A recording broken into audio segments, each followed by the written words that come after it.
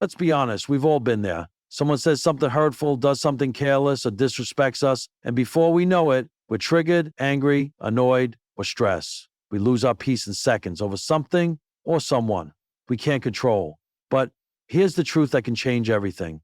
Your peace is too valuable to give away. Your peace is a reflection of who they are, but the way you respond, that's a reflection of who you are. And when you learn to master that response, you unlock a power most people never reach. Because real strength isn't yelling louder, fighting back, or proving your point. Real strength is calm. Real strength is control. Real strength is smiling and walking away, not because you're weak, but because you've chosen your peace. Your reaction is the one thing in life you can always control. No matter how someone behaves, speaks, or treats you, how you respond is entirely up to you. When you recognize that your emotions are your responsibility, you take back your power. Getting angry may feel natural, but it often means handing control to someone else. The moment you choose to pause, reflect, and respond with intention instead of impulse, you rise above the situation. You become the master of your emotions, not their servant. And in that space of control, you protect your peace and preserve your strength. Your inner peace is one of the most valuable things you possess, yet so often we give it away carelessly to strangers, to critics, to people who don't understand or respect us. Protecting your peace means choosing not to engage in every argument, not responding to every insult, and not allowing someone else's behavior to dictate your emotional state. It means setting boundaries, not because you're cold or distant, but because you value your mental clarity more than temporary satisfaction. When you let others pull you into their chaos, you lose the calm that gives you strength. Not every comment deserves a response. Not every opinion matters. And not every situation needs your energy. You don't have to attend every battle you're invited to. If peace doesn't mean you avoid conflict. It means you know when something is not worth disturbing your emotional balance.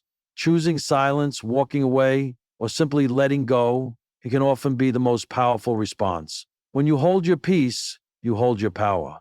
In a world full of noise, distractions, and emotional triggers, protecting your peace is a radical act of self-respect. You don't need to win arguments. You need to win your own mind. And that's where true freedom begins. Silence and stillness are often misunderstood as weakness, but in truth, they are signs of inner mastery. When someone provokes you, it's easy to react, raise your voice, defend yourself, prove your point.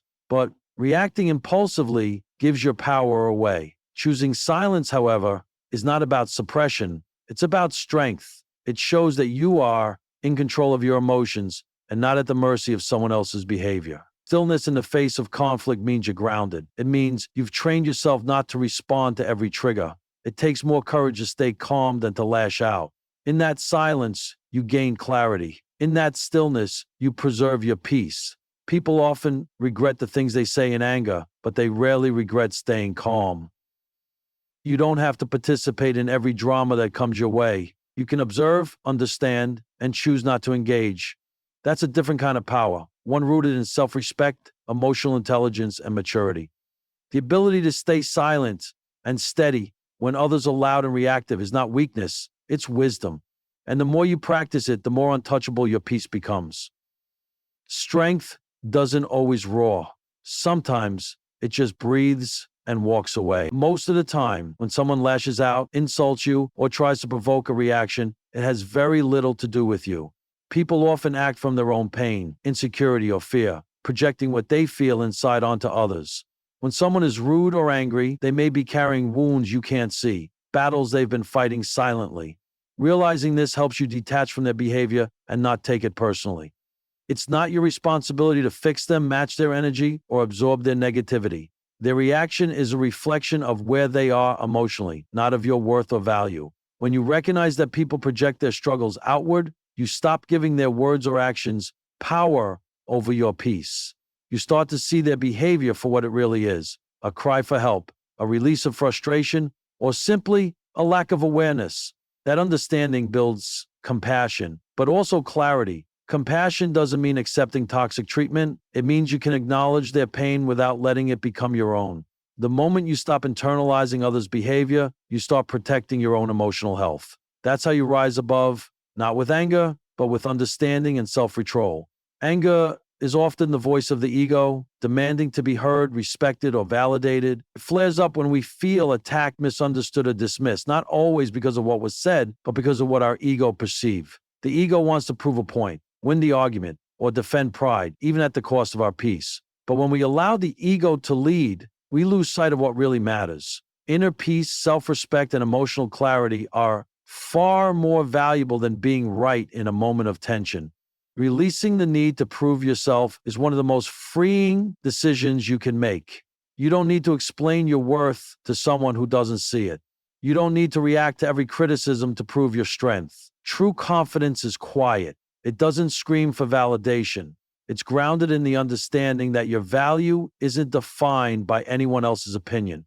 The less you let your ego control your responses, the more freedom you gain over your emotions. You start choosing peace over pride, calm over chaos, and long-term growth over short-term gratification. Let go of the ego's need to react, and you'll find the peace you've been looking for.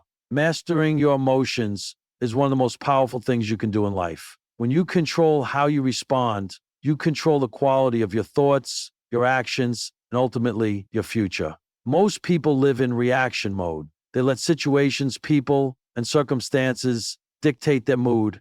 But emotion mastery flips that script. It puts you back in control. You no longer hand your power over to someone's rude comment, a bad day, or an external trigger. Instead, you respond with intention, clarity, and calm. This doesn't mean you suppress your feelings or pretend negativity doesn't exist. It means you learn to observe your emotions without being ruled by them.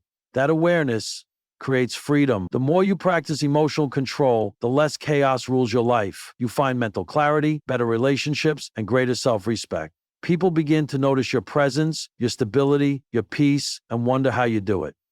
But the truth is simple. You chose not to let the world shake what you've built inside. Mastering your emotions doesn't make life easier, but it makes you stronger. And when you become emotionally strong, you become unshakable. That strength is rare. That strength is powerful, and that strength is entirely within your reach.